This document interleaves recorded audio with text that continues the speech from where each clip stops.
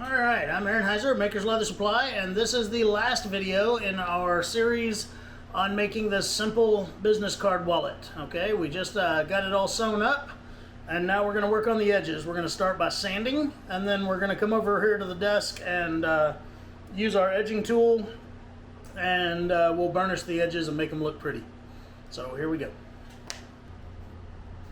Alright, so here I have this burnishing machine. On one side it's got a Cocobolo burnishing wheel, and on the other side is just a drum sander. It's just a piece of sandpaper on a rotating axis there. You don't need this fancy machine. I actually do most of my burnishing by hand, but I do use the sanding part quite a bit. However, you can use a regular drum sander, you can use a belt sander, you can use a Dremel with a sanding wheel on it. You can use a piece of wood with some sandpaper wrapped around it. However, I like the faster and automated way. Now what I need to do is sand these edges to get rid of any glue that might have seeped on the edges, plus any of like the antique that came over on the edge and stuff like that. So what I want to do is hold it really flat, and I just want to sand that top edge. Okay? That's it. And I want to do that on all sides of it and not forget the corners. It's also going to level out those two pieces. When we glued them together, they might not have been 1000% lined up and level. And you can look at the side of it while you're doing it, and you can see if there's a high side and a low side. Just gently sand it until it's together. Now you don't want to push hard on the sander. You're going to burn the leather, and that's hard to get out of it. Okay, so just gently let her ride.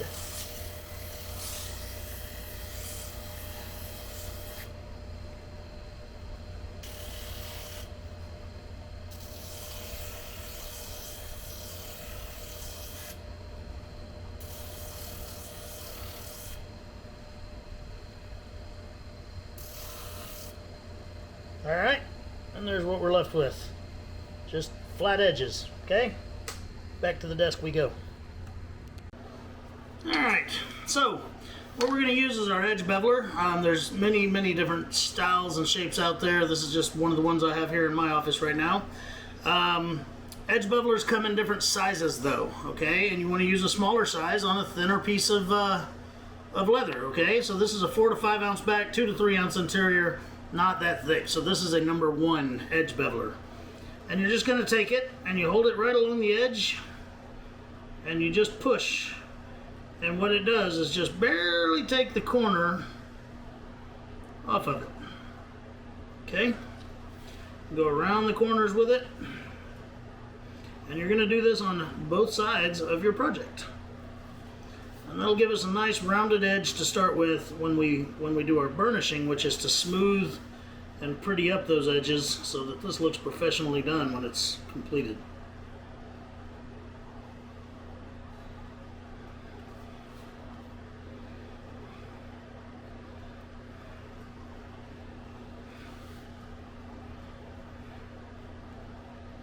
Now this is, vegetable tanned leather and bridle, which is also a vegetable tanned leather that we're doing this with. Some leathers they don't do this very well. They won't burnish very well, they won't edge very well, but the more rigid leathers like this, they do just fine. Guess I should put that information out there.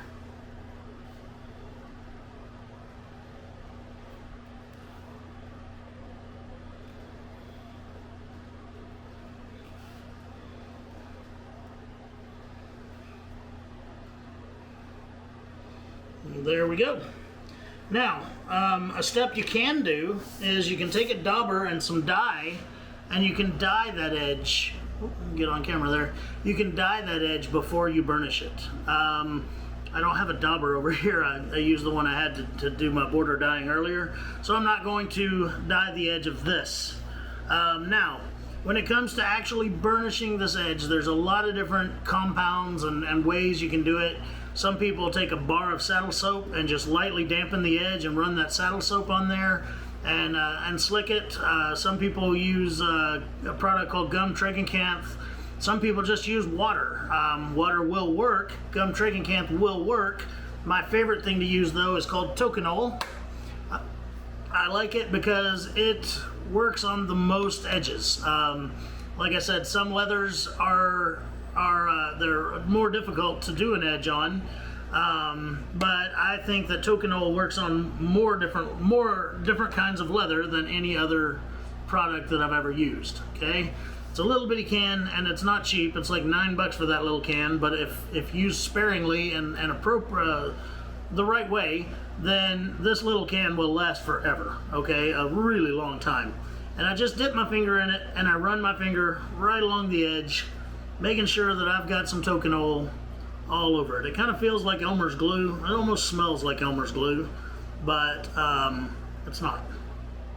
Okay? And I normally only do like 2 sides at a time because I don't want this all over the place when I'm trying to work it with my burnisher. When I say my burnisher, I'm going to use a piece of canvas, okay? Just regular old duck canvas. You can use an old pair of a piece of an old pair of blue jeans if you want. Anyway, some sort of a coarse and stiff fabric like that works great. Okay, so there you can see where I've got it all over the edge there.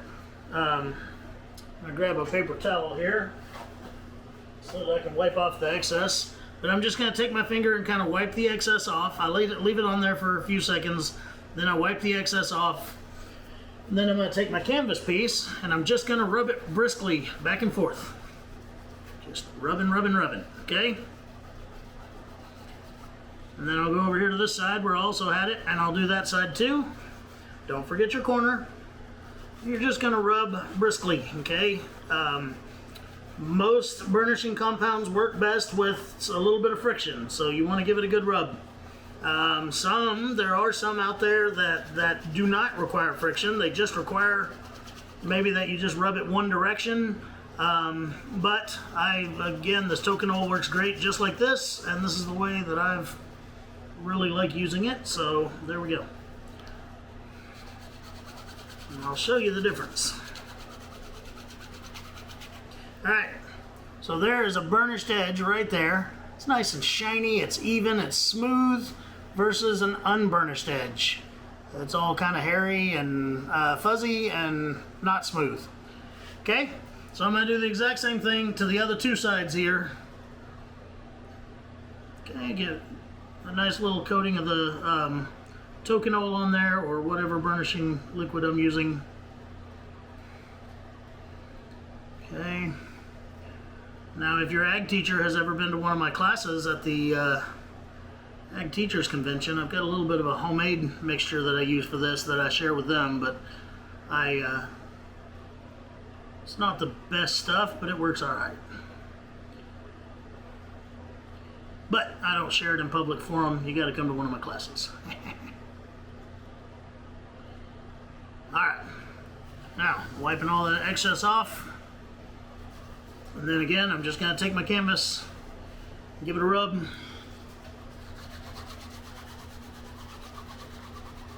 Making sure I get all now this edge is rounded now, so I'm making sure I get this side, making sure I get the back side, making sure I get all of it.